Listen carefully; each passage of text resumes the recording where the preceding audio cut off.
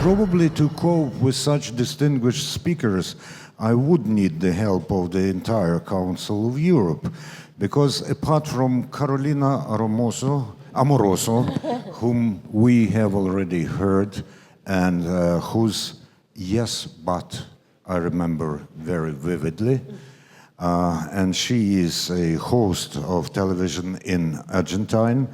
We have also David Klimeš, who is from the Czech Republic, and he heads the Endowment for Independent Journalism. And we also have Shlomi Eldar. He's from Israel, and he's the prolific author and researcher of the situation in the Middle East, and particularly he is one of the respected authorities on Hamas and other details that we sometimes, I believe, accept very simplistically, while the situation is far more complicated than we may believe. I have, though, to start with the announcement. As we are working in the shelter, if the air alert siren sounds, we do not disperse, we remain here and calmly and passionately continue to work. If there's a power cut, we do not disperse, because there's an autonomous source of energy in this premises, and we will continue to work. If anything untowards happen, we do not disperse, we continue, because what we have to say, what these people have to say, is important. However, as this is rather cool in this and cold in these premises, I'd like to offer you some physical exercise at the very beginning. And it will, though, start with a psychological practice, or maybe a riddle. Do you know who speaks most of all during such international conferences? Do you know? No. No, but after what you said, I feel at home, because we also have a war in Israel, so it's nothing different. All right, this is not the moderator. This is not not Carolina Amoroso, who takes part in 2 discussions, and maybe other participants also take part in more than 1 discussions. These are masters of simultaneous translation. They have to translate and interpret everything that we hear, even if everyone here understands English or Ukrainian, whatever. And we have Olena and Yulia today with us. We won't see them, or when we see them, we do not recognize them by their faces, we recognize them by their voices. And the physical exercise is a big round of applause addressed to Yulia and Olena. We have other very important people here. Please come to the front stage. Mariana and Natalia, come closer, come closer. They are in possession of the mics that will be used to ask questions of the audience. Show the mics. Show the mics. They've been instructed severely and strictly not to surrender mics to those who will be asking questions, because then they will have a problem in taking them back. So they will hold the mics and you will speak. Thank you. And there's also Konstantin, who has the ultimate authority over the moderator, because he has, 15 minutes, 10 minutes, and then 5 minutes to show me that I may be speaking for too lengthy. Thank you very much. So, the topic of the discussion that we are supposed to conduct is maintaining media integrity amid political polarization. We have already touched upon political polarization in the previous discussion, and as we are in the stream which is called common language, the first question will be related to language.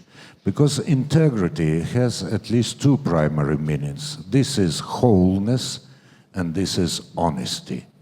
So, to start, every one of you will have 1 minute to explain your view on the connection between wholeness and honesty of the media, and how this may promote or maybe pose a hinder on the way to maintaining media integrity. And I think that Shlomi will be the first.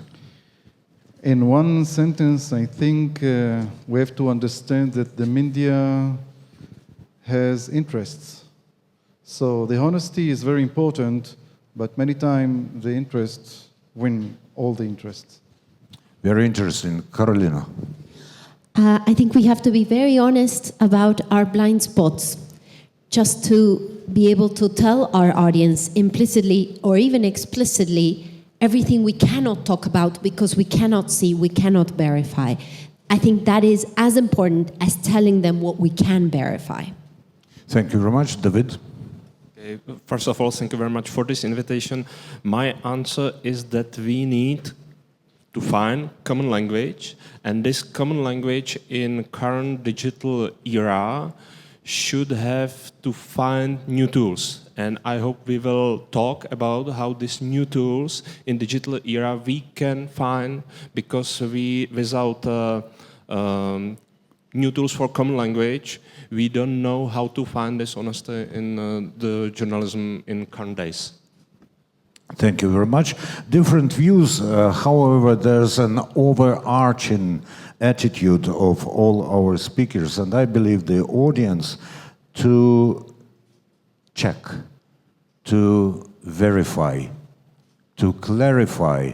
And by the way, during the interval, I got a message from one of the participants who wanted to verify what I was telling the previous panel about the spelling of Kiev and Kiev, and that's good, my friends. I also wanted to say something about the last panel that I see here. If you don't mind, I usually don't do it, but one of the members that was participate in the last discussion, Mr. Terrell Jemins, and he said something about the Israeli-Hamas conflict. And I wanted to answer, if you don't mind, just shortly. He said that Israel beats unlimited responsibility. Sorry, he didn't say. He said that Israel is... he said something about the Hamas conflict and Israel conflict and the responsibility of Israel to the conflict. And also he wrote, Israel beats unlimited responsibility for what Hamas is doing. This is what happened when you run an apartheid state. But I want to say it, and I use this stage to say that many, many people around the world, the international community, they know nothing about the complexity of the conflict. And that's why we're talking now about truth or not truth, honesty or not honesty. People don't know, not about the Israeli-Palestinian conflict, and I can say also about the Russian-Ukrainian war. So people, for example, they don't know that what happened in Gaza Strip, that Hamas took over the control after a military coup in 2007. They don't know that, for example, in 1993, there was a peace treatment with the Palestinians, and Hamas destroyed it. So this is the complexity of the war, and I just want to mention and to use this stage to say what I think. This only shows that we should delve deeper into what we observe. And of course, when in Ukraine or in any other country we speak about Israeli-Palestinian conflict, we should remember that apart from Hamas, there's Fatah, there are other Arab or Palestinian organizations. Yes, organizations that was elected, that was controlled in Gaza Strip and the West Bank. And what happened in 2007, there was a military coup, and Hamas deported them from Gaza Strip and took the control over in Gaza Strip. And I'm an expert of Hamas movement, and they took the Palestinians in Gaza Strip, about 2 million people, as hostages. They started military government. They took control everything, and it's a fundamentalistic Islamic government. And this is the consequences about October 7th, and not, of course, the apartheid, because Israel, they don't know that Israel withdrew from Gaza Strip in 2005. There is no Israelis in Gaza Strip. So that's what I want to mention because of the last panel here.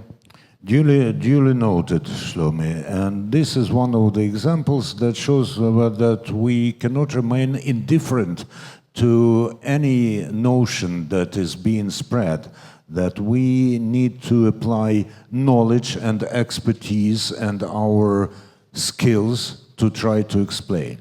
If you will get your word in due order, but if Shlomi has mentioned the coup which happened in Gaza Strip, and Argentine used to have a lot of military coups, and it's one of the wonders of the late 20th and early 21st century that the country with such a legacy is, at least it seems, firmly on the path to developing democracy.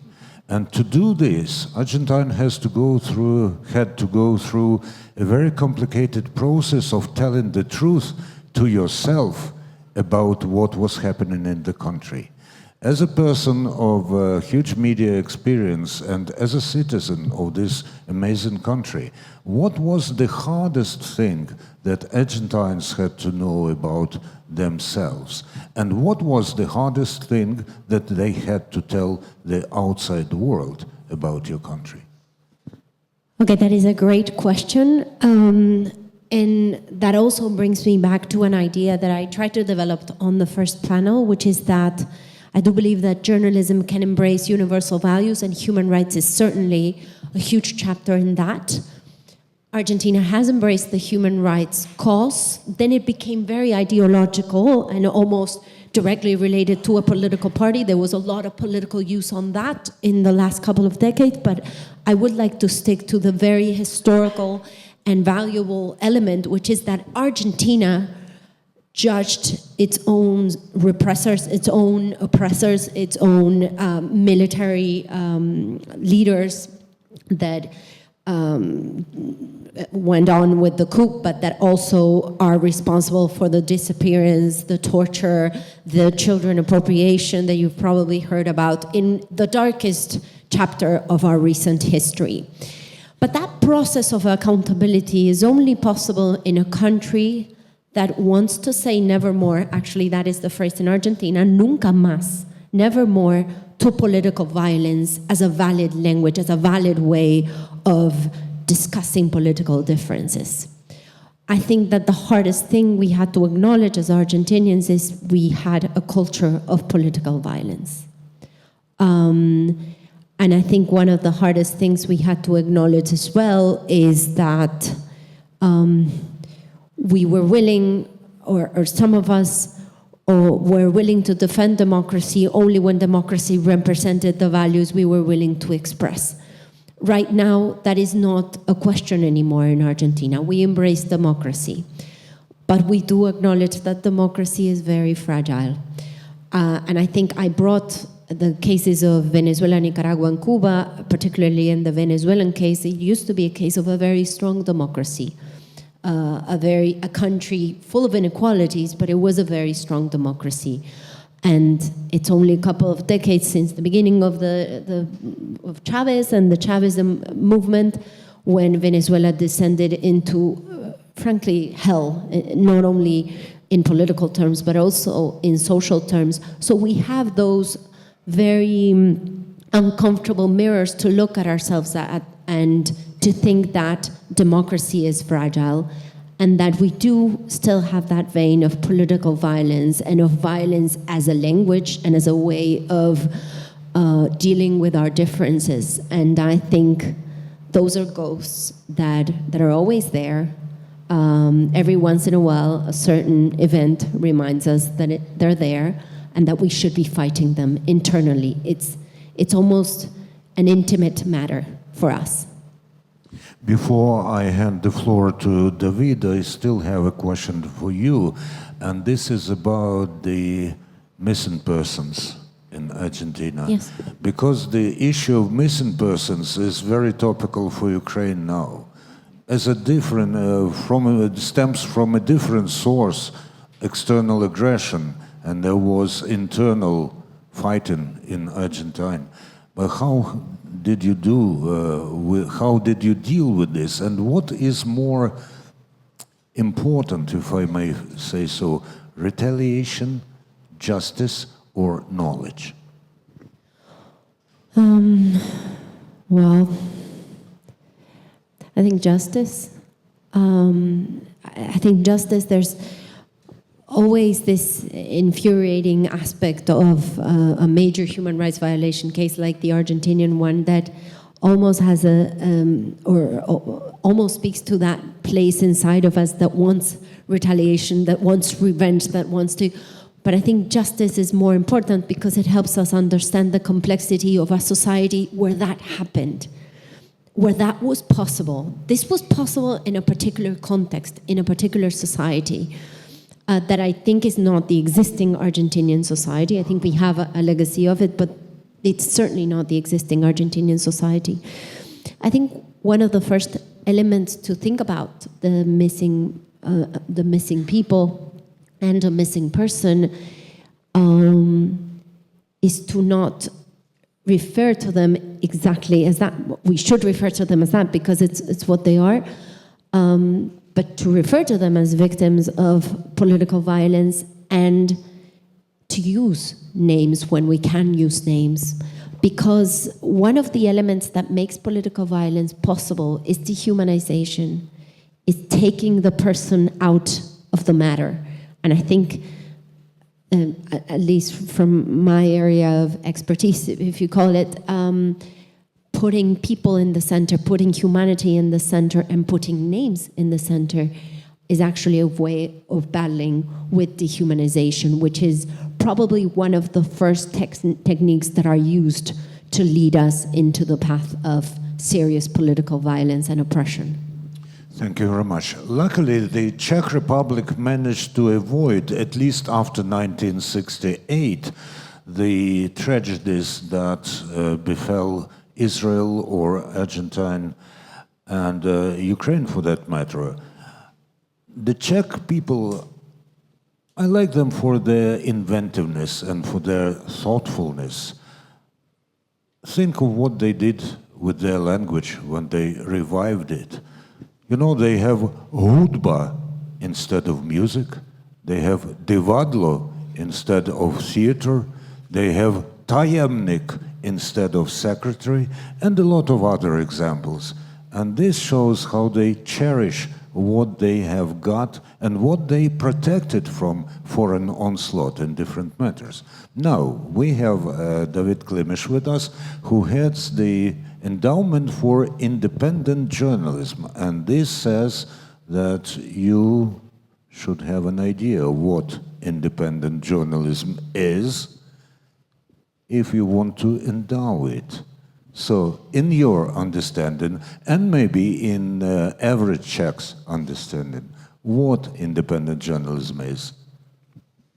Wow, really good question. I tried to answer, and I think I can answer because the Czech experience is completely different if I can compare it with the country in the middle of war or with the country under the attack of terrorist militia or with another experience.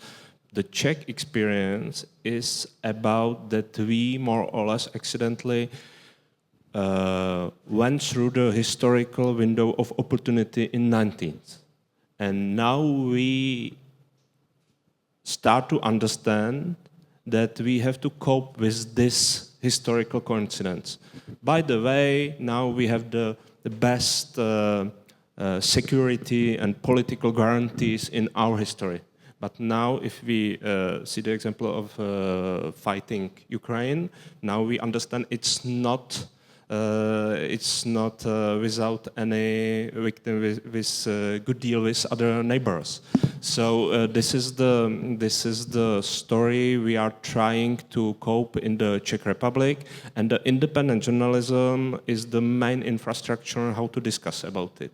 And one of the consequences of this accidentally using window of opportunity was that there was no debate what is the independent journalism. It's normal just to go to the Western Europe, everything will be okay, just to copy it, like to have it like in the Germany or France, and everything will be okay. Now we understand we have to fight for independent journalism even in the very secure region of the Central Europe.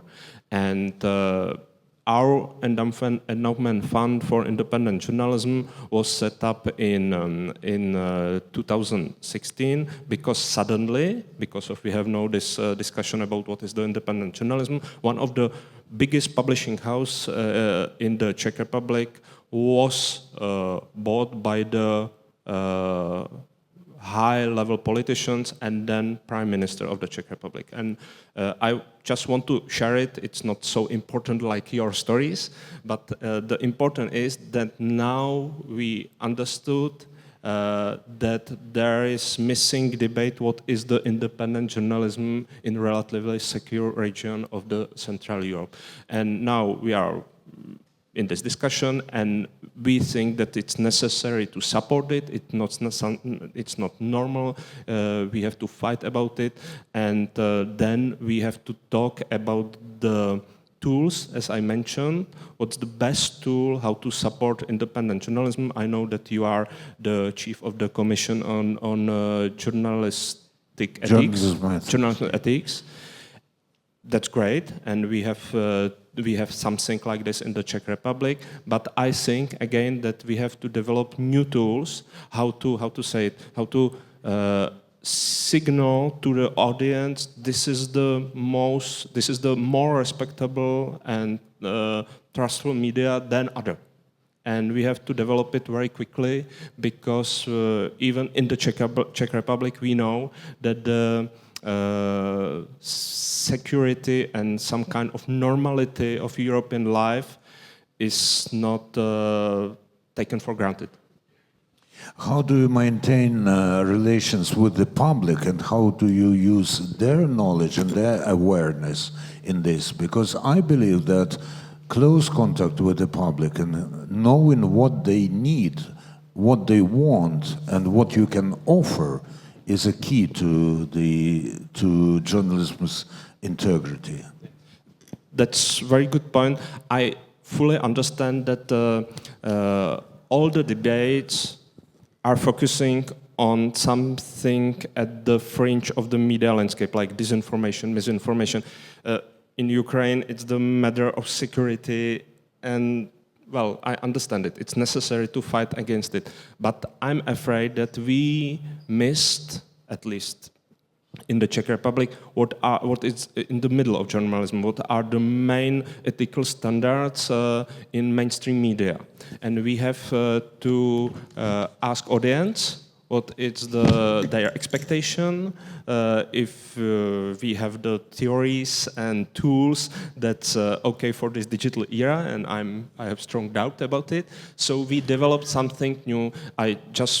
In short, we have some kind of media rating called, by the way, media rating, and it's focused on a few criterions, and then we are trying to use it for audience, look at it, and then you can be okay with our A marks, B marks, C marks, or you have your point of view.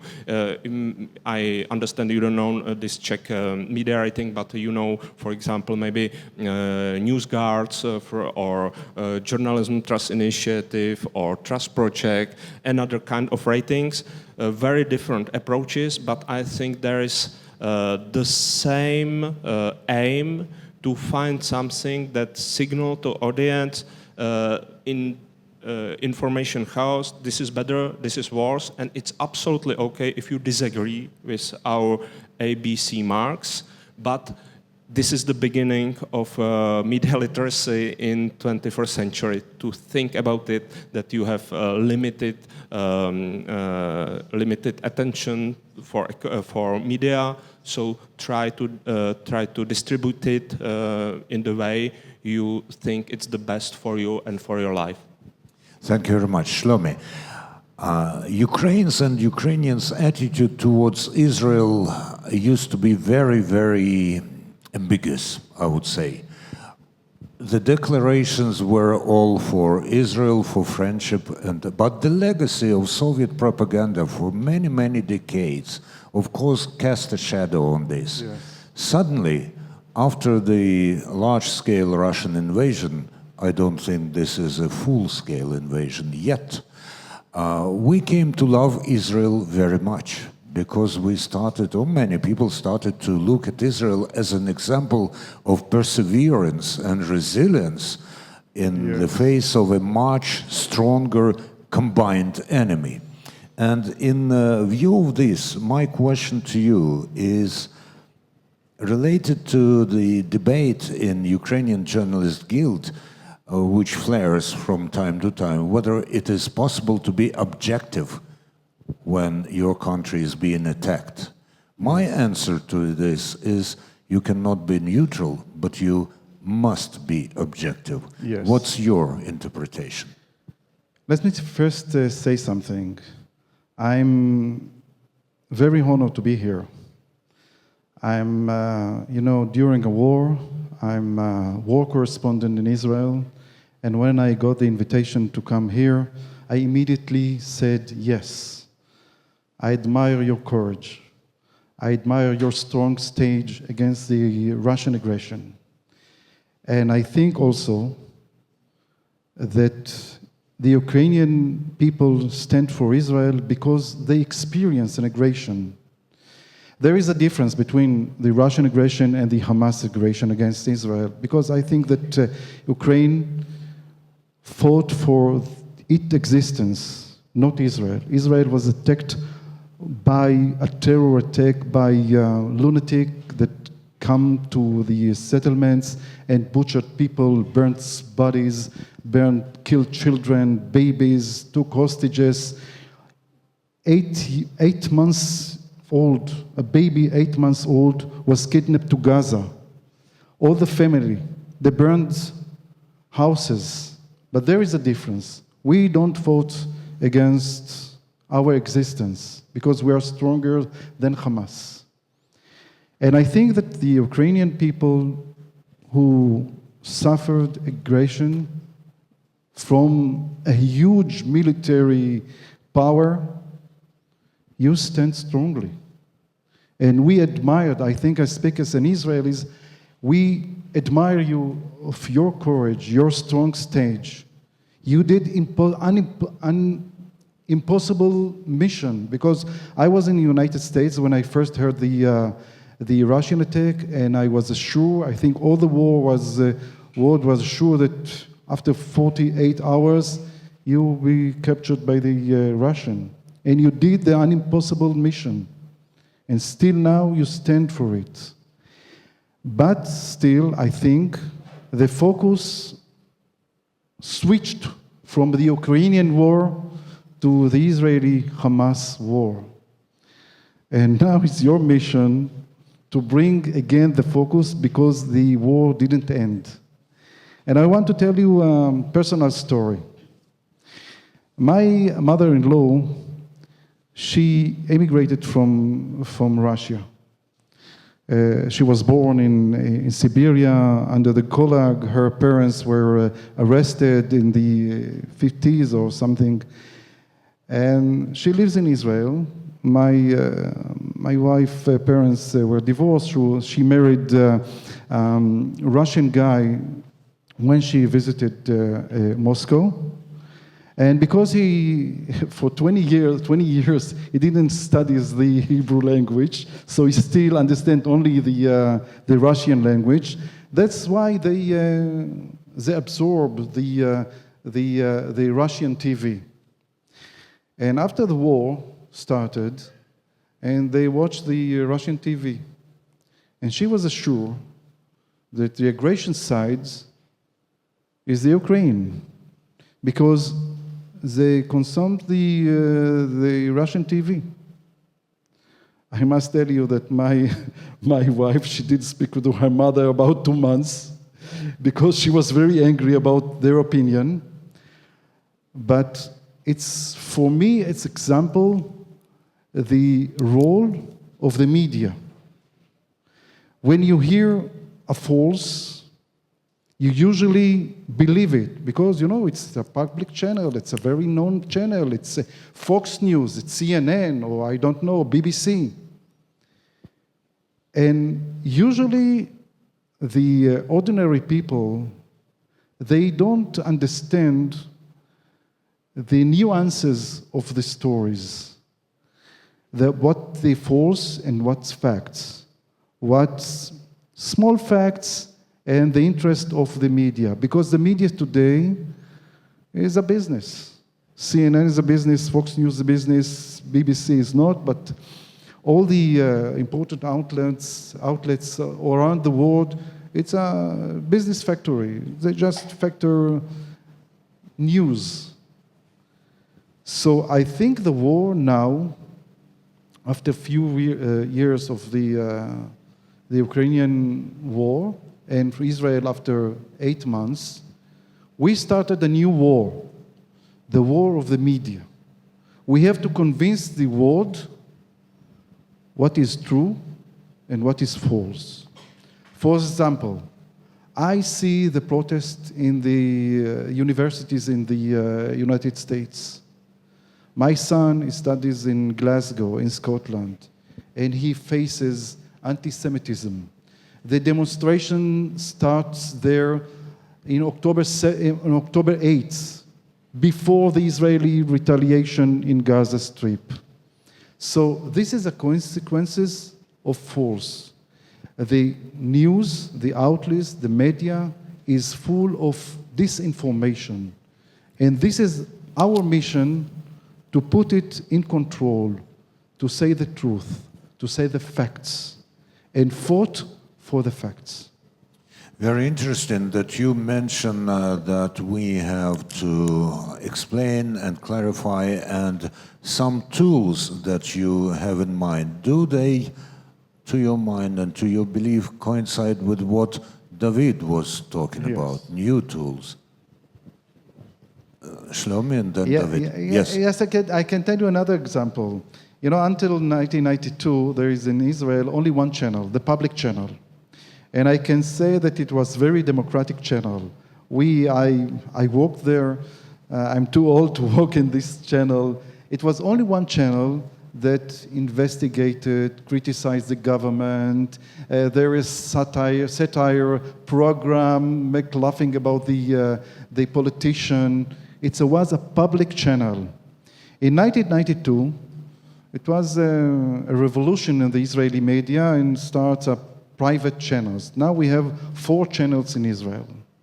And it's less democratic because they have interests. They need rating because they fought for their lives, for money. It's a business, what I said before. So this is the difference.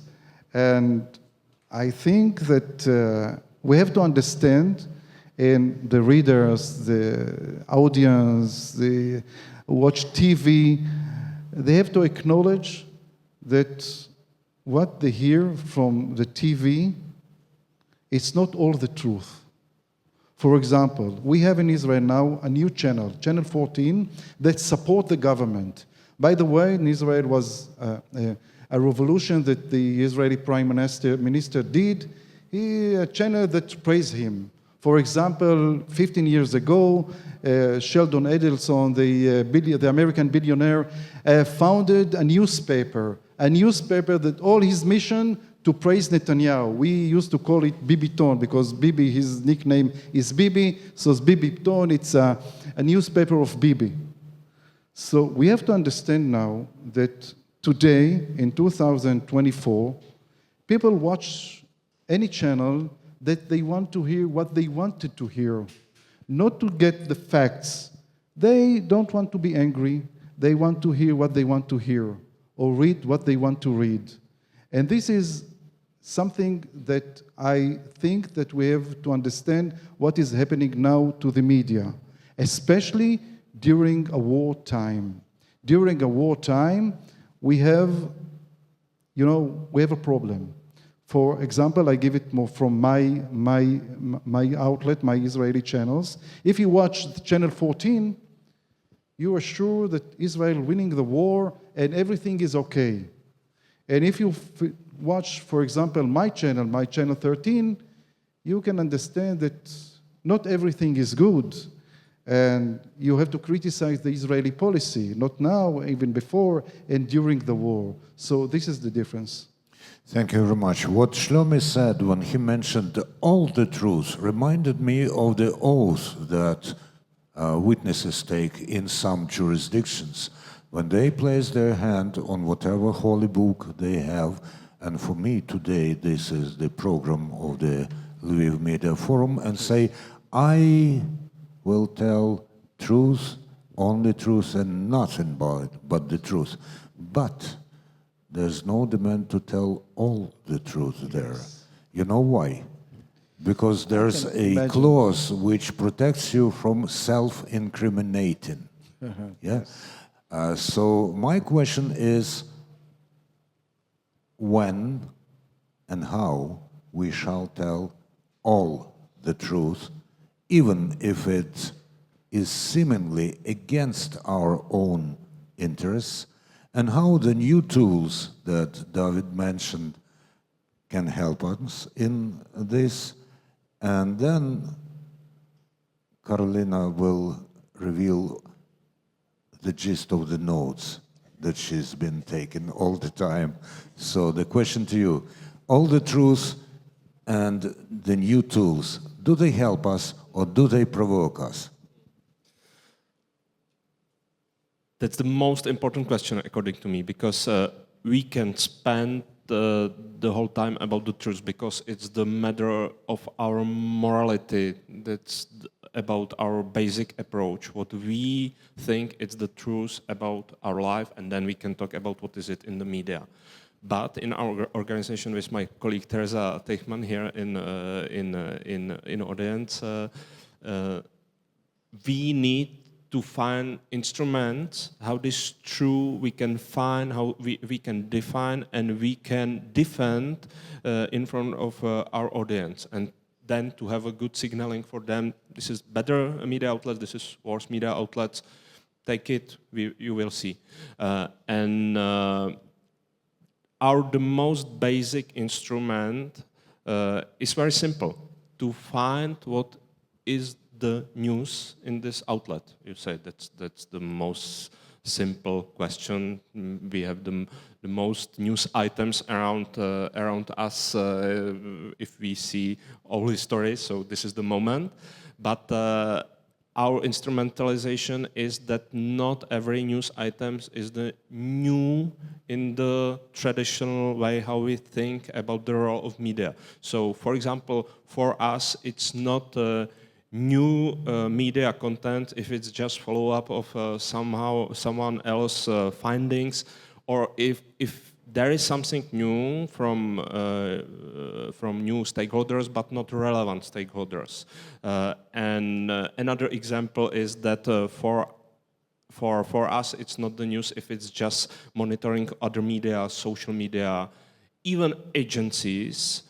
But it's very important to have a strong media agencies, press agencies. But it's not the new and original content of the media, and it's not the new to have a compositions from other texts just to sum it up, to put there some rhetorics glue and go for clickbites to the media environment. And it's not just to steal any other subjective journalist genre, for example, op pieces or interviews. And if you go, if you are seeking the news items through this very short path, then you can see there is no such great amount of news. For example, for us, it's very important if there is original reporting from the Ukraine.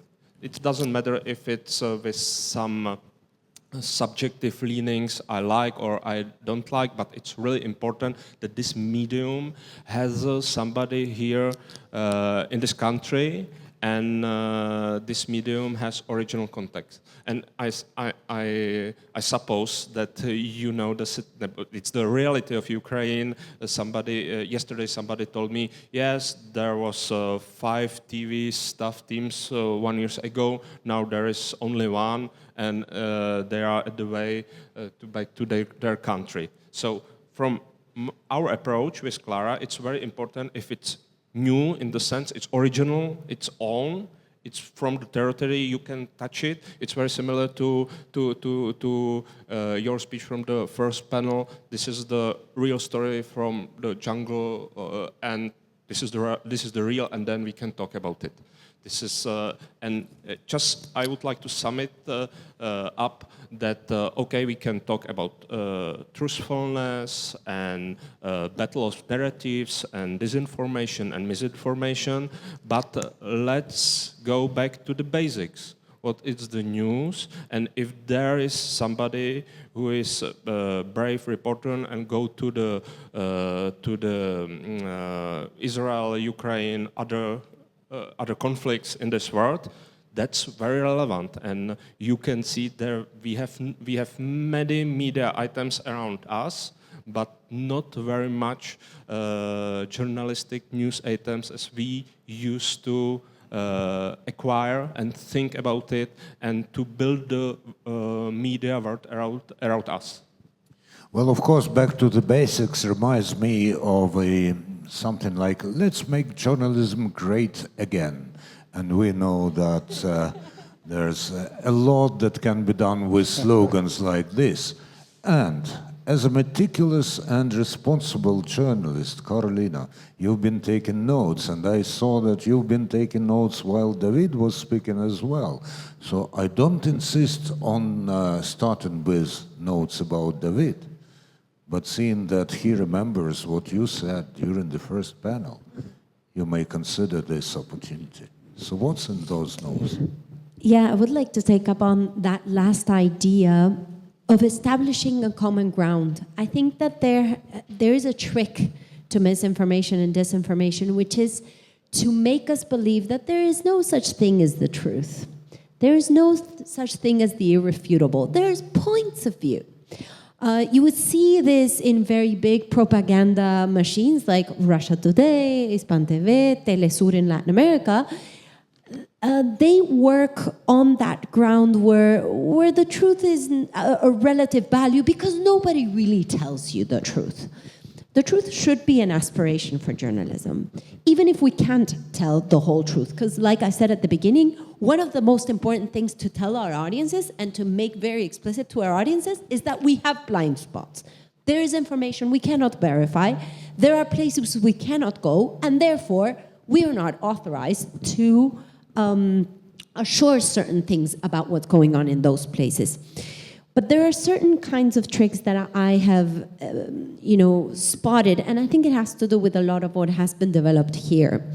One of the tricks is the tricks of the false equivalences. Like, yes, there's oppression in Russia, but look at the United States and the drug problems they have there. Yes, there are human rights violations in Venezuela, but look at what's happening in Guantanamo. Like, there is no difference between a country where there is no one to be held accountable because there's no justice system compared to a country where there is a functioning justice system and a functioning democracy. And I think one of the most important efforts we have to make as journalists is to break the logic of false equivalences, because propaganda machines are very good at establishing false equivalences. Another thing is, there are traps in this notion of diversity. He was just talking about how when there was one channel, it was very diverse and it was very critical of the government and it held power into account, whereas in an ecosystem where there were more channels, the truth became kind of a blurry matter. I think our audiences are sometimes trapped in this idea that they consume diversity because they watch different media. But if you constantly watch Believers and Propaganda Machine, you are not consuming diversity. You are just consuming confusion, you know? And I think that is very important to point out as well. The more the merrier is very relative when it comes to media consumption for me. And another thing I would like to point out is you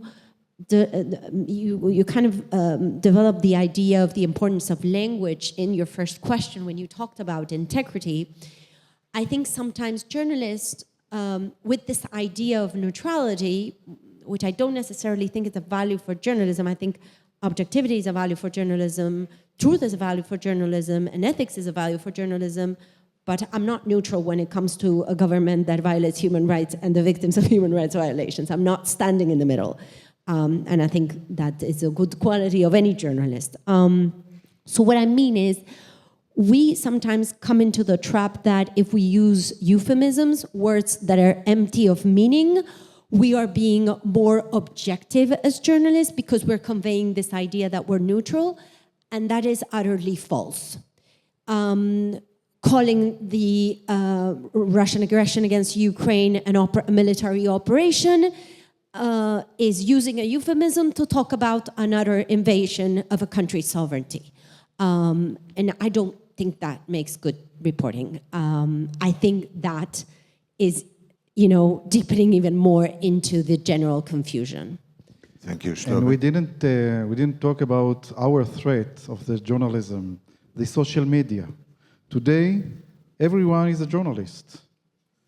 Everyone can write facts, and this is our threat. For example, I visited my dentist, and he tried to ask me a question about my job, and how he was jealous because I have a very interested job. And I said, yes, but I want to tell you, not everyone wants to be a dentist, but everyone wants to be a journalist. And this is what we face today, by Twitter, by Facebook, by other social media. You write the facts, and you have to answer, and you don't have the facility to answer him the truth. Pardon, because of this problem, we need to find if it's new and original. Very simple approach to the situation. I've been for 20 years opinion writer, and I understand because of Twitter and Facebook, my profession has died. I understand it. But for reporters, I think it's very important for audience signaling them that this is the reporter and he or she has new material from Israel or Ukraine. And if we don't share this approach, then we lost in this information chaos because, of course, it's somebody, your dentist, maybe he's emotionally skilled man on x.com, something like this, and then it will be the end of journalism. But for good reporting, you can still say, and you should say, tell your audience, I'm here with the new material and it's more important for you. Yes, but unfortunately I can't convince my audience not to consume Twitter or Facebook. They are stronger than me. And there is one issue. Today, the media, especially the electronic media, they are very lazy because it's a lack of money. To cover all the world, you need a lot of money. It's very simple to open a studio, put figures in your studio, and they talking about their opinion. It's cheaper and dangerous.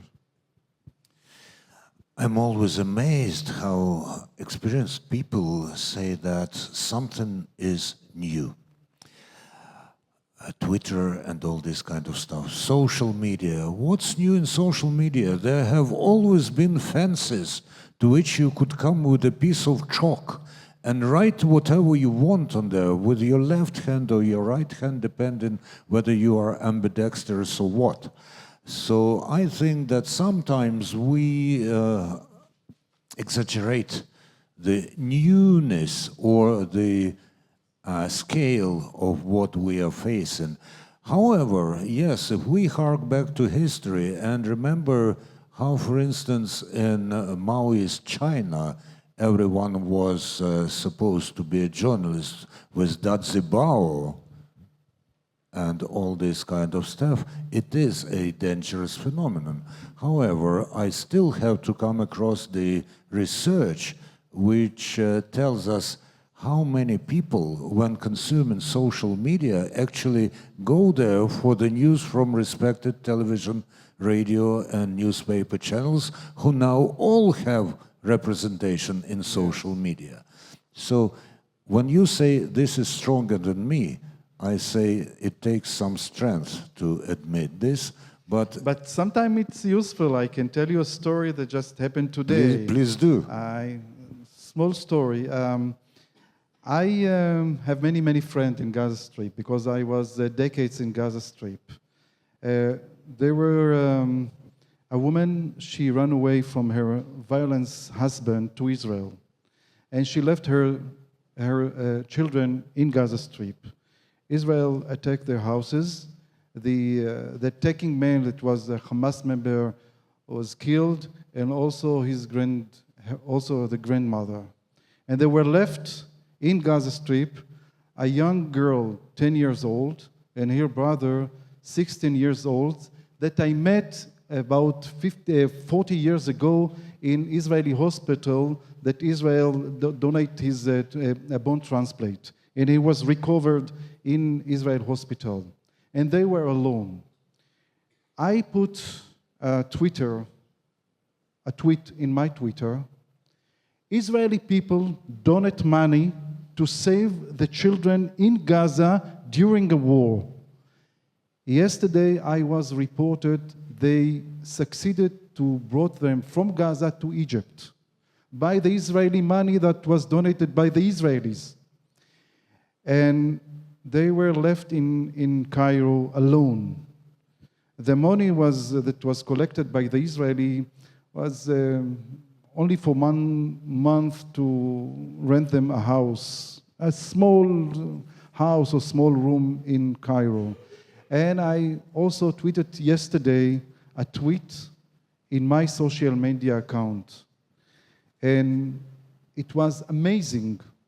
Today I was informed that a Palestinian billionaire from the United States would like to adopt them, money, not to adopt them real. And he sent his agent in Egypt to support them. Yesterday I was informed that they were taken to a new house and they gave him money for almost 6 months to survive in Cairo. So I can criticize the tweeters, but sometimes it's very useful. It all depends how you view it and whether you adjust it to your needs or you adjust yourself to what Twitter dictates to you. Okay, before we open the floor for questions, I have a brief question to, well, rather it may not be a brief question, but your answers should be brief. The title of our discussion is Maintaining Media Integrity Amid Political Polarization. But political polarization creates very huge opportunities for journalism. It's about conflict. We thrive on conflict. So, do we have to apply efforts to quench political polarization, or we should flare it up and then use it to our purposes? Up to 1 minute of the answer, and Karolina starts. I think what we should avoid, this is a concept that we use a lot in America, in Latin America, so I'm going to apply it now. What we should avoid is journalistic populism, which is taking polarization and turning into a business. And I use a concept of political science, which is populism, because I think that's what it has become in media as well, has become a business. The business of reinforcing beliefs in our audiences to get ratings, to make the business juicier, and to walk away slowly but surely, and maybe not that slowly, from our moral and ethic imperatives. So what I think we should avoid is populism. Thank you, Carolina. David, Shlomi, you will sum up the round of answers. David? I would like to mention one concrete story, and I think Dimitro from the first panel mentioned it. It was a sad story from Slovakia. Slovak Prime Minister was shot. He's he's injured, and we don't know what will be the outcome. And a few hours ago, I read the article that the Czech news outlets have triple more visits of the digital of our digital media outlets because they shared the video of shooting on Slovak Prime Minister. And it's the question about the polarization. It's not only about extreme politicians. It's about media integrity as well. And after this article I've read, I've got the question from Slovak journalist what I think about the media coverage of this tragedy. I'm still without answer. I'm still thinking about it. But my provisional approach is that it's not necessary to have this shooting video on Prime Minister on every media outlets in the Central Europe, because if you are too shocking, then you lost your audience and you lost some kind like a status, legacy, relevancy, and other things that it's not the same like clicks, popularity, and emotional engagement. So from my point of approach, it can be, of course, if there will be developing of Slovakian or Czech debate in media, maybe it's not reality, it's some strange narratives of I don't know who, then it's necessary to push forward the proof that it was the reality. But if there is no question that there is some kind of, how to say it, epistemic truth of this tragedy, then I would recommend not to share everything, because then we are in the middle of polarization, and it's not the thing only of politicians around us, but it's the question that we have no common language of basic media ethics standards in our common ground. Thank you, Shlomi. Forgive me for the cliché, but I took my job as a guard dog of the democracy. And I think that I am doing my job very well, because if you ask the Israelis what do they think about my job, personally, some will tell that I have an integrity, but many of them will cause me. They say something that I betray the Israeli interest. Many of them would like to send me to Gaza to be with my friend. Many of them cause me and say that I'm a trash. So I'm doing a good job. Thank you. I'm looking into the audience not only to see the hands, and I see the first hand, and please come to the gentleman in the first row, but also to see Konstantin with his 15 or 10 minutes, or yes, 15 minutes. We have 15 minutes. Yes, please, the gentleman. No, you wouldn't be given the mic. Mariana, you will then have the problem with taking it away from this gentleman. No. I will show you how this is supposed to be done. Thank you. I hold the mic. Thank you, Andriy. 2 quick questions. Look, is form now dictating content? In social media, most people are reading so-called news on their telephones, not on screens, newspapers, watching TV. So images are important, videos are important, and quick messages, snappy headlines, etc. So that's question 1. Second one, is it that important to have somebody on the battlefield reporting, or is context, providing the context, more important? Thank you. And the question comes from? Bogdan Nahailo, Chief Editor of Kyiv Post. Thank you. So whoever wants, yes, Carolina? I believe that ground reporting is more important than ever. I just came across a girl, she's a volunteer, she's from Bakhmut. I was there last year, where that was practically a synonym of hell, because that's what it was. It's not only a matter of the impact of the news. Of course, when you go to the ground, especially when you're talking about the ground in a war zone, the images and the sounds have a huge impact on the audience. That is undeniable. But the most important aspect of it is you get into the terrain of the irrefutable. The context, the ground speaks for itself. And when you stick to describing, of course there is bias in the way you describe, that is inevitable. But when you get to the point where you are, at the same time that you're telling, you're experiencing, actually that is the best way to hack your own bias, because the experience is so profoundly deep and transforming that there's no way to lie about it. There's no way to refute in a ground like that, when you're doing ground reporting like that, to me. So ground reporting is more important than ever. And when you talk about the way people consume content and journalistic content, I would say that context is as important as ground reporting. And I would say that ground reporters need to have context. There is, especially in television, this sort of differentiation between reporters that cover like live events or on-ground events, and then the people who read the general situation. I think it is as important for the ground reporter to have context and to have analytical ability. So yeah, I would definitely stress out that, because of course an image is powerful, but an image without context is something else deepening the general confusion. Context is as important as ground reporting. For your next question, yes, it's very important to be in the war zone.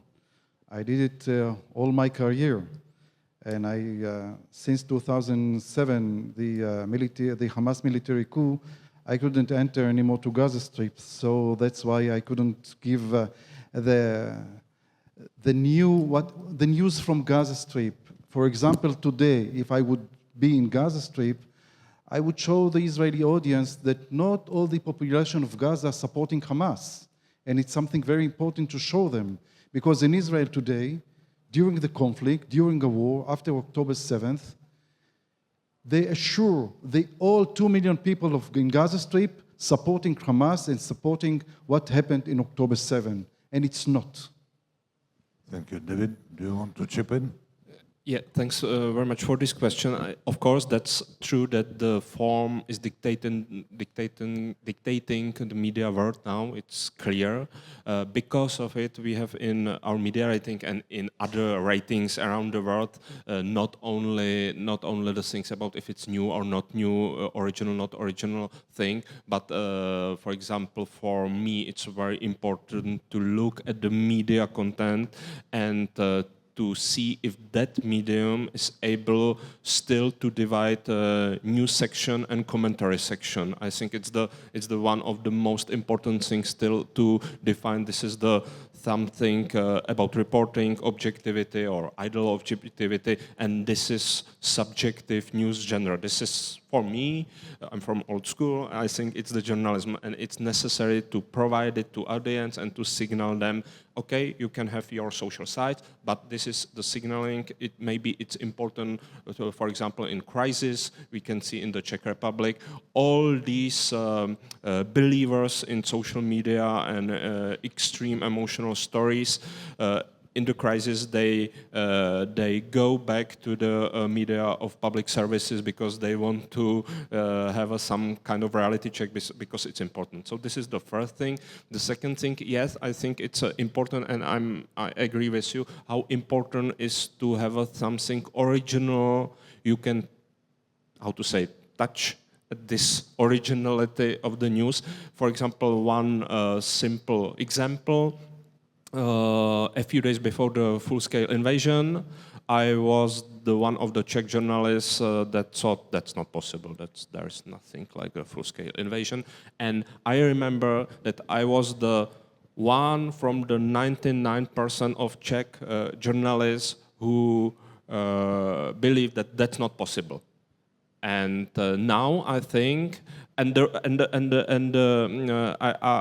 now I'm able to repeat, I was mistaken terribly, and it seems to me that 99% of Czech journalists told me, of course, that it was necessary, that was clear Putin aggressive approach, and we warned about it. But that's not true. That's the some past some strange reality check for this journalism, that they are not able to think in right limitation about this issue. And my final conclusion remark is, because of this, it's important to have somebody who has original content from the battlefield, war zone, even from Kiev, from somebody who is here in this country. And a few days before the full-scale invasion, I think we had two journalists in Ukraine without clear message in Czech media landscape. So this is my answer. Yes, of course, there is no only about the originality of news items. It's about narratives, contextualization, complexity of the stories. But for me, it's one of the most it's a very simple way how to find something that's relevant for journalism, to look at it if it's original, if it's new, and then we can talk about the interpretation in ideal world in other section of news outlets for subjective news genres like op pages or commentary or interviews. Thank you. We have another question. Yes, please. Please. Yeah. Tamar Kinturashvili, Media Development Foundation, Georgia. I have two quick questions. First one is how to avoid populism when populism is financially profitable for media in this new media ecosystem. And the second question about content moderation. Is content moderation current model is sufficient to avoid the influence of media consumers on agenda setting and harm caused by this influence? Thank you. Thank you. After the answers, we will allow for one more question from the audience and then wrap up. And since populism was mentioned here by Karolina, she'll start. I would say fighting that can come at a cost. I want to share a personal experience. I got to cover the Brazilian elections, the last Brazilian elections. It was between Luiz Inácio Lula da Silva, the current president, and he was by then the former president, and Jair Bolsonaro, who was the president of Brazil at the time. And when you cover an election like that, you are in a battle between two populists, a right-wing populist and a left-wing populist. So you have to cover sometimes, and I say this with all due respect, but tribes of believers, or very strong, almost religious believers. It was a very challenging elections because it seemed like what was at stake was not the future of the country, but a whole general world vision, like a set of values that was at stake. Actually, in the last debate, there was even a reference as to whether one of them believed or not in God, you know? It became such a personal issue, and it became a personal issue in Brazilian society. And it was very challenging for us to cover it because of all the disinformation that had been spread around media. So one of the tribes had been warned that international media was more lean towards the left-wing populist, which was Lula. The left-wing tribe was led to believing that we were right-wing media from Argentina trying to cover. So it was hard to literally be on the streets. But what I would say to that is part of our work is resisting. Sometimes it means physically resisting. I've been physically kicked out of places, threatened at demonstrations, and I've strived to stay with my camera on for as long as I could. It's I wouldn't like to put it in war terms, but it is a matter of resistance, of physical, emotional, and psychological resistance, and understanding deeply this idea that I tried to emphasize on the first panel, which is that journalism is not a popularity contest. Sometimes getting crap out of so many places, more than you can imagine, is an indication that you are doing the right job. Knowing that, reassuring that to yourself, telling yourself that is very, very important to keep on with the battle and to keep resisting on ground, even if you get kicked out, to physically and emotionally resist. I don't know how to fight against populism, and I give you one example. I used to live in the United States. In the American campaign, Donald Trump wins because of the supporting of the media. It was very convenient and very helpful for them to cover Donald Trump. His election campaign, his debates, it was very, very useful for them for rating, and the consequences was that Donald Trump wins the election. Thank you, David. Just I would like to repeat the Slovak example, the tragedy of the Slovak PM. After the tragedy, some members of PM party accused media that's your fault, that's you're acting this. You initiated this terrible thing, and the Slovak tragedy. It's it's a terrible outcome. What can be at the end in a relatively peaceful EU country. And I think it's a big warning not to hit the emotional at the highest level. And I would like to mention that it's great tragedy for Slovakia.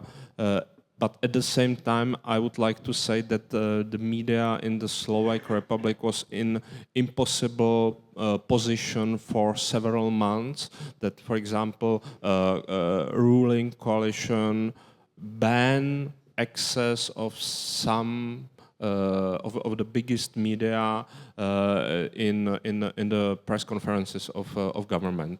There was no possible to do media profession or journalist profession. And it was against the thing I mentioned before. Let's see if it's new or not new, if it's original or not new or not original. How you can have original content if you have a ban to go to the Slovak prime minister. So the Slovak thing is.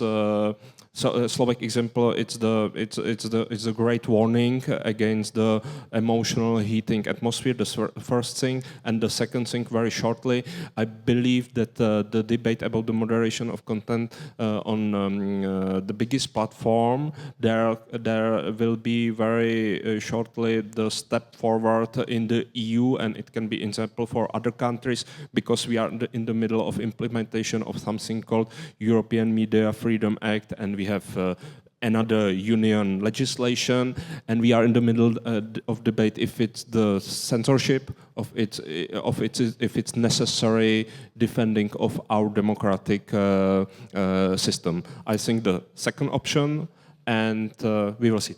Thank you. It's important that European Freedom of Press Media Freedom Act does not substitute European media freedom. And the last question, you have to be very quick, and the answers will be very brief. My name is Andriy Kulykov, Deputy Head of the Center for Countering Disinformation of National Security Defense Council of Ukraine. We identified this project of Russians like international journalists for Russia. We identified 18 journalists from Europe. They are citizens of different European countries, and they are coming to temporary occupied territories and sharing this information about how it's good that Russia is building new cities, etc. And of course, they are not mentioning that they destroyed these things like cities and buildings, etc. The point of my question, as a state organization, how we should work to pay attention, because, for example, we made this project, like we made this report, we share it with our international partners, and we see no silence. And this point of view of you as a journalist, how we should pay attention to this problem, because in our country we could do probably like put them on the sanction list. Did you get the question? Yes, we may start Thank to you. answer. Shlomi. Well, I don't have a clear answer for this. I know it's very difficult to bring the focus on your side, your fight, your battle. Unfortunately, it's very, the media today, the international media, is focusing on the news. What it's, we talked before about populism, and we talk about rating and other things. So unfortunately, I can't give you the right answer. All right, no one knows what the right answer is. And when I say no one, I'm exaggerating. Yes, I'm very too. honest to say that I know many things David about and journalism, Carolina. but I don't have all the answers. All right, we're just wrapping up. David. Very abstract answer. One of our criterion in our media rating is if there is transparency of media outcome. So if there is anything like politically connected with conflict of interests, for us, it's the sign there is no in a common language of media integrity in the Czech Republic, and we just offer this is our approach. We can only to tell our approach, and it's your opinion what you want to do, because it's not possible to forbidden something. But it's very important if there is some kind of conflict of interest, and in these cases it's absolutely clear. Sorry, maybe you are a star on social sites, but you are not in the family of mainstream journalism in the Czech Republic. Thank you, and Carolina. Yeah, I think that differentiation is very, very important. I talked before about the tricks of euphemisms and of not using the right language. Being a propaganda spreader is not being a journalist. And it's important to talk about these spreaders, because they're used as that, as exactly what they are. Sometimes I see, and this probably has to do with the laziness that I think you mentioned, but with this logic of constant publishing, especially in digital media, where some of these big spreaders are used as sources. It is very important for us as journalists to understand that this is not a social media user is not a source. If we use it as a verified source, it's because we contrasted the information they publish. It's not a source. In that case, it's a propaganda spreader, and it should be called that in professional journalistic media. Thank you very much, and another big round of applause to our participants and to you for being so attentive Thank you so and much. inquisitive. Thank you very much.